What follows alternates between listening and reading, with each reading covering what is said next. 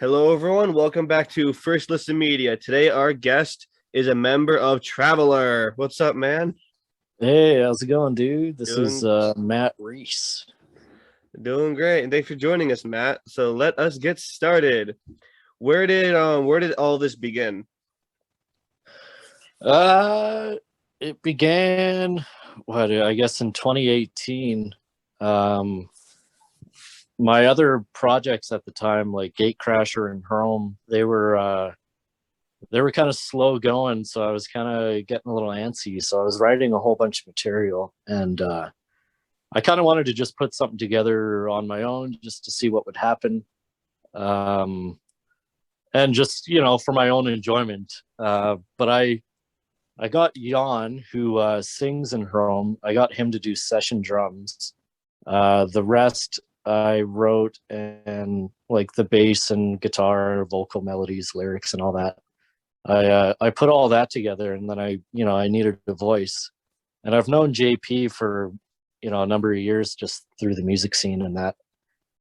So I just sent him a message. I was like, "Hey man, I got these songs. Do you want to give them a listen? And I'll buy you a bus ticket to Calgary and see what happens." So put it together. I got his bus ticket, came here, and then yeah, we just hit the studio. We did a little run through of exactly how I kind of wanted it to sound, and yeah, man, it kind of just snowballed from there. And once it caught on through YouTube through Anderson's channel there, I was like, fuck, well, I might as well make a band out of this because people are digging it and I really dig it. Let's see where this takes us. And then here we are. So And Traveler was born. I love that. yeah, yeah. What inspired that band name? We went through a whole bunch of different names. It was supposed to be called Starbreaker. So we we even had logos drawn up and everything. And then we realized Tony Harnell from TNT, he's actually in a band called Starbreaker.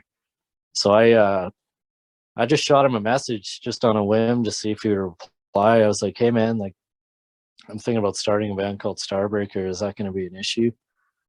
Uh, and he like replied within like 10 minutes. He was basically saying yes for sure, like this will be a big problem, it's licensed and blah blah blah. So I was like, all right, fuck, let's start brainstorming some other names. And then we were kind of just going with the whole space travel thing, and we just kind of landed on Traveler. And I don't know, we didn't really take it too seriously at the time, but now I actually like it way more than Starbreaker. I think it makes more sense. And yeah, that's pretty much it. I like Traveler as well, personally. And speaking of Traveler, the monster on all your album covers, where did that come from? Okay, so that's Marvin. We named him Marvin, like Marvin the Martian. He I okay, so I know this local artist here who I've known for like, 10 plus years. He plays in a band called Cadaver Dog, which is kind of like, Whiplash, like speed thrash type stuff. Ooh, okay. Um, and I've always loved his art. He does all the art for his band. He's like a skateboard punk type dude. And I don't know. I've always been a big fan of his art, so I just shot him a message. I was like, "Yo, man, uh, I got this idea for this band. I was thinking about some sort of traveling alien dude, like maybe just for the demo, we can just make like a squid head type thing with like a laser eye." I just explained that to him, like a really shitty version, and I think I drew up like a really stupid version of how I kind of wanted it to look like, and then you get the demo, like the Marvin head that you see on the demo, and then same kind of thing happened with the first album. I was like, all right, let's make him a whole entity. Let's have him like holding a planet. Uh, and then he rolled with that, and that's how you get the first album. And then the second one, it was Termination Shock is basically the border between within within the galaxy and deep space. Beyond that point is absolute death, basically. So we have Marvin dragging a ship across the termination shock. Yeah. So I mean, with the art, I usually just draw up a really stupid version of how I think it should look like, and then someone with talent like Dylan will make it come to life. When I first saw that, I got like 80s vibes from that because of the layout where it says Traveler, like the little pixelated part at the top. I loved that. And now just hearing how it all comes together, I think it's amazing. Yeah, it's fun, man. It's great that I know some people that can I don't know, make this become a reality and present it in a way that's like, you know, it's just true, it's cool, you know. Yeah. So I'm just thankful for the people that I know. And actually Jan's ex-girlfriend did the first logo. I just kind of drew her a stupid version of Traveler. I was like, yo, I just kind of want like the T to extend across all the letters with a comet. And then so she created the first version of the Traveler logo. Wow. It looks really nice. I love that whole like I love the whole space travel thing because I'm kind of a nerd about that stuff myself. Yeah. So I just fell in love with the cover as soon as I saw that. Yeah, it's cool, man. I mean, like, yeah, I like the space travel stuff too. It's kind of endless possibilities. You can twist any storyline into whatever, you know. It's just it's fun to be creative. Where did some of your inspiration come from? Because when I listen to it, I feel like I'm in the 80s again, and I love it. Well, not again, I wasn't born in the 80s, but you know what I mean. Yeah, yeah. Well, I mean, it's just like, well, when I was a kid, first learning guitar, my guitar teacher was like a huge Iron Maiden fan. So he kind of drilled that stuff into my brain when I was, you know, pretty young, around 10, 12, you know. So it kind of just snowballed from there. I mean, that's a huge portion of what I listened to growing up and learning the instrument. So I mean, I guess it just kind of translates today, just having those classic influences. So it's definitely, you know, some Iron Maiden, Priest, and definitely when I first discovered the band Death Dealer from Canada here. I mean, that was right up my alley. I was like, fuck, I gotta like, I want to sound like these dudes. And you know, obviously without trying to rip them off or anything, but they were a huge influence on me. You got really good taste. You have amazing taste. Thanks, man. I mean, it's all subjective. So like I definitely see the where that came from. Because I was gonna say priest because I got a lot of Jewish priest vibes from that. So I was gonna bring that up, but you already beat me to it. Yeah, well, I mean, Starbreaker obviously is like a huge nod to Priest. You know, we kind of pepper some Sin After Sin lyrics in there and whatever.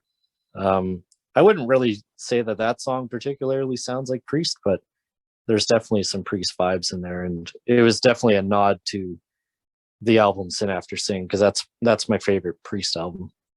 Ooh, that's a really good one too. I have listened to that I don't know how many times.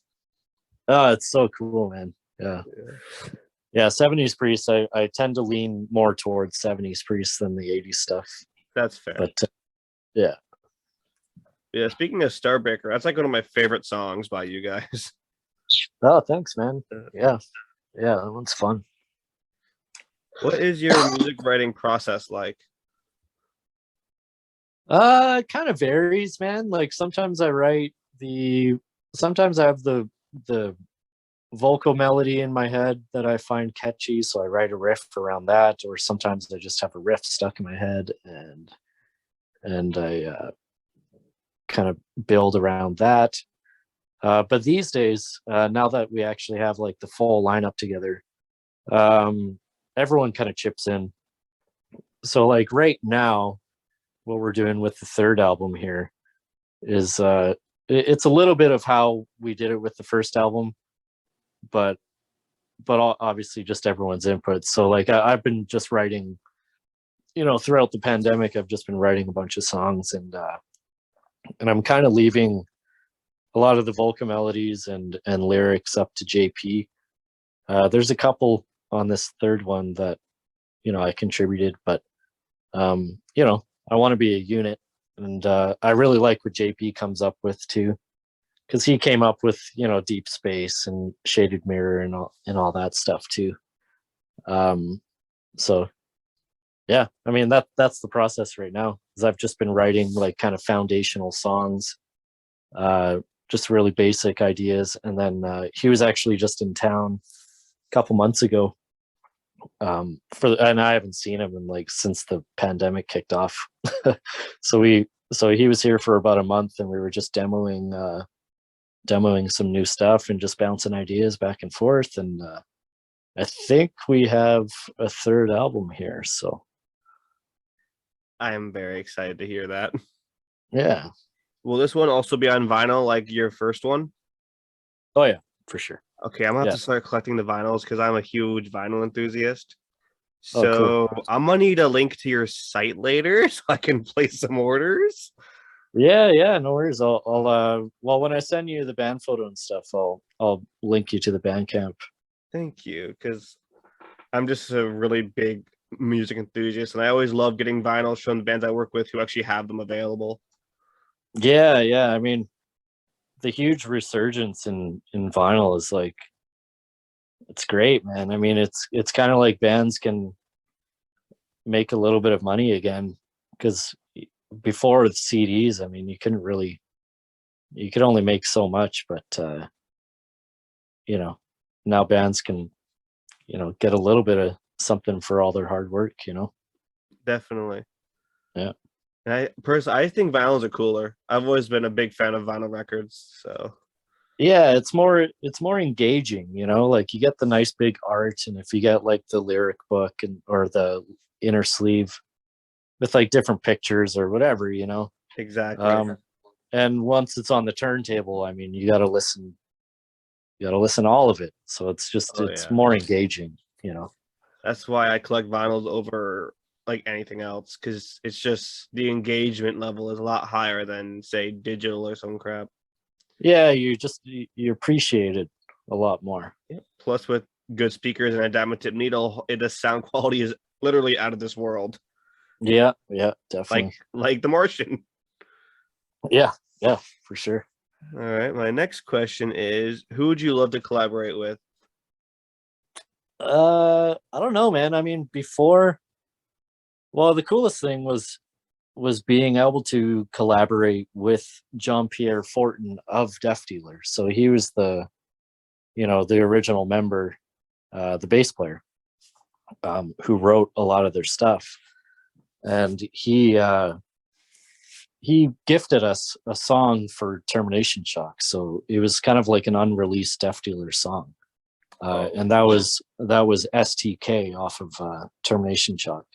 So he actually wrote that one and gave it to us to record, and so that was like a really cool collaboration we were able to do. And like the first time we kind of did something with him was the Trapped Under Ice compilation that Anik from Temple of Mystery Records, she put together like a Canadian heavy metal compilation, and so I wrote a song specifically for that compilation, and I thought it would be cool. Actually, well, during that time I didn't have a bass player. I was doing all the bass myself.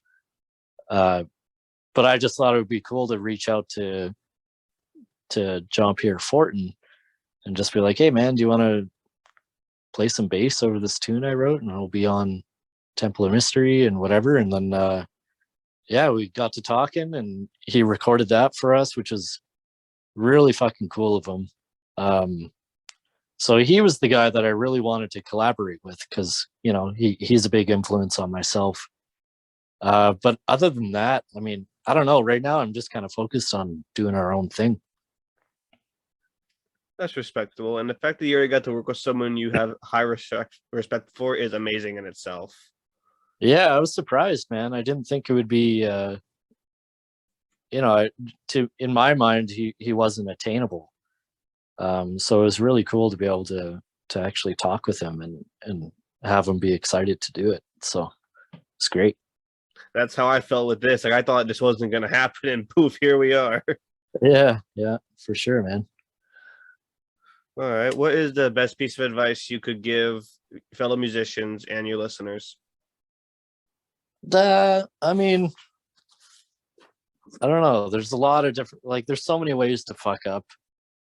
Uh, I don't know. I, I guess the best thing to do would be not to worry about other people's opinions and uh, just stay focused on what you want to hear. Don't worry about reviews or your peers thinking, oh, this should sound like that or whatever. Just do your own thing, man. I mean, it should be about making yourself happy, not other people. So, I mean, that's a big one for me.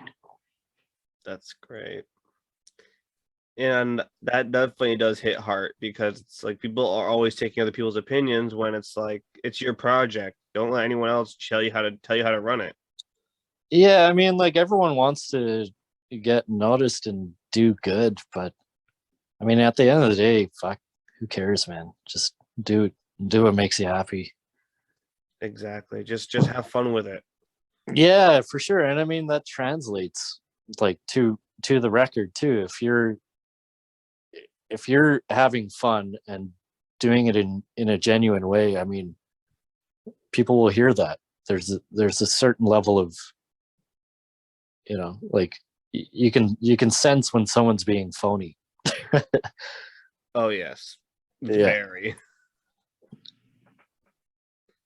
That is very easy to pick up on too. Especially if you Yeah. know who it is. It's like it's just hard to explain. If they're not into it as much as you would want them to, it sucks. If they're having fun, it is like the best feeling in the world. Yeah. Yeah. And I mean, and that's another thing too, man. Like, if you see other bands doing shit that you don't like or whatever, just like, there's no point shit talking. It's really easy to get caught up in that, being like, oh, this band fucking sucks shit, or oh, they're doing this, or they're ripping off that, or whatever. There's no point shit talking. Like I did a lot of that in my early 20s, and it's like, now that I'm a little older, I realize how stupid that is. It makes zero difference, and at the end of the day, no one gives a fuck what you think. So who cares? Don't cause problems. Just keep your head down and do your own thing. Mm-hmm. Very well said. All right. My final question is, do you have any questions for me? I don't know. Where do you live? Connecticut. Where are you at? United States. Yeah, where at? Connecticut. I just mentioned it before I said. Oh, sorry, man. Fuck. You're good. Yeah, Connecticut. Cool, man. Yeah, JP is actually in Lansing, Michigan right now. Oh, nice. So how far is that from you? Pretty Is that far. pretty far? You said you're from Yeah. Canada, right? Yeah. We're up in Alberta. I have a friend near there. Their band is named Lincanthro. They're also like power metal. They're from Vancouver, eh? I believe so. Yeah, there's some Yeah. pretty cool dudes. They've been the James has been on my show twice from that band. He's such a fun guy to work with. Cool, man. Yeah, I think he was collaborating with Jeff Black from Gatekeeper in that too. Eh? I believe so. Yeah. I don't know if we've ever crossed paths. I'm sure we have, but yeah, I've definitely heard of those guys. I can't say I've given them a good listen, but Yeah, they have really good stuff. I want to go to Canada so bad to see the music scene because Arrival of Autumn, Traveler, Lincanthro, like a lot of good bands are up in Canada. yeah, it's just you have to travel like a long distance to get to each city. It's tough. It's tough to tour up here, and all the bands that are kind of that are kind of more known now are spread few and far between. I mean, like Vancouver's a good 12 hours from here. I mean, Stryker up in Edmonton, they're 3 hours north of us. But anything between like Alberta and BC, like if you're going east, there's not much going on. I mean, there's like the underground punk stuff that's going on. That's cool, especially around like Winnipeg and that. But yeah, it's a lot of driving to get to, you know, whatever your favorite band is in whatever city that is. That's probably a good 8 hours away from the next city. Yeah.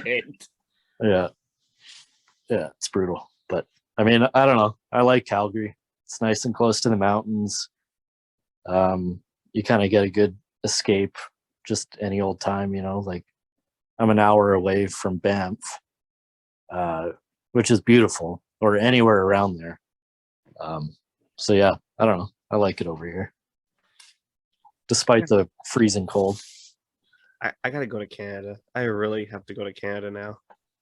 Yeah, it's fun, dude. I mean, you know what I'd suggest though, man? Go to Vancouver Island, like around Victoria and like Tofino and stuff. Like that whole area is fucking beautiful. I'll put that on my list. Yeah, for sure. My state has nothing. My state is just boring. Yeah, I can't say I've ever been out that way. I mean, we've played Chicago a couple times, but yeah, I haven't really checked out the East. I've been, kind of all over the West, but yeah. And we're actually in April we're doing a US tour that's more so based around the West. Like we're kind of starting in Seattle and going to Houston and back kind of thing. But we have some plans to make it out that way. We definitely want to. Yeah, well, if you ever come down to my area, let me know. Fuck yeah, man. I'll definitely let you know. It's so much fun, like being able to meet a band that you worked with in person. Like I'm actually having that happen on the 19th. So cool. Yeah, I'm really pumped to meet them. But who's that? Sunsinger. They are under a label I work very closely with. Oh, right on. What's the label? DI Records. Oh, okay, I haven't heard of it, but yeah, that's cool, man. Yeah, they're great. Yeah, it's great. I mean, like to be able to connect with bands all over the world and be able to cross paths with them. It's a cool time we live in now. It's a lot easier than the 80s. Yeah, it's insane. Like I've worked with groups from everywhere: Brazil, Canada, Norway, Netherlands. It's some in the US, but it's crazy. Yeah, it's cool, man. It's great. And then especially if you're able to tour and actually go see these bands and hang out with them. Yeah. It's a blast. Yep, this next Friday, no, I think this Friday will be the first. So I'm really pumped for that. Right on, man. Yeah, I'm stoked that shows are getting back. It's been a rough couple years. Yeah, I can't wait to start going to live music again. I want to go. I've been dying to go. I'm over here like, please bring it back already. I know. Well, I think, stuff is starting to pick up here. There's definitely, there's gigs happening. And they lifted the whole like sitting at tables thing, which is nice. I went and saw Metallian out in Toronto like a few weeks ago, and they were doing like the seated table thing, and it was just, I don't know, it was fun to see a great band, but I mean when everyone's just chilling at a table, it's not the same. It's the just, energy it's not there. Yeah, it's kind of, I don't know, man. I definitely wouldn't want to play a show like that. That's why we didn't want to jump the gun too early and jump into touring if that was going to be the case, because like I don't know, for the fans and for yourself, like if you're on stage just looking at everyone sitting down, like it's kind of hard to get into it. Yeah. So thankfully I think shit's starting to open up now, so definitely, and things can only get better from here. Let's hope when COVID's all over, everything will just flood back in. because Yeah, I that's missed what it. we're hoping. We got a lot of canceled gigs to make up for, and a lot of touring on our minds. So we wanna get out there as soon as we can. For sure. And I cannot wait to someday see you guys live. That's gonna be great. Yeah. Fuck. I'm trying to think. Well, we want to get out east. Maybe late next year, hopefully. All right. But I don't really know. It's all kind of just up in the air at the moment. But if not, I mean, the following year we'll definitely be doing a run of shows somewhere over there. So Yeah. cool. This has been so much fun. Thanks again for coming on with me tonight. I mean Uh, today. Fuck. My y- mind's all yeah, over the place. no worries, man. Yeah, no, it was great talking to you. And if you ever need any follow ups or whatever, man, just hit me up. Yep, will do. Thanks again. I'm gonna wrap things up here. All right, cool, man. I'll send you that email soon. And thanks a lot for having me. Thanks for being here, man. You have a great day. All right, you too.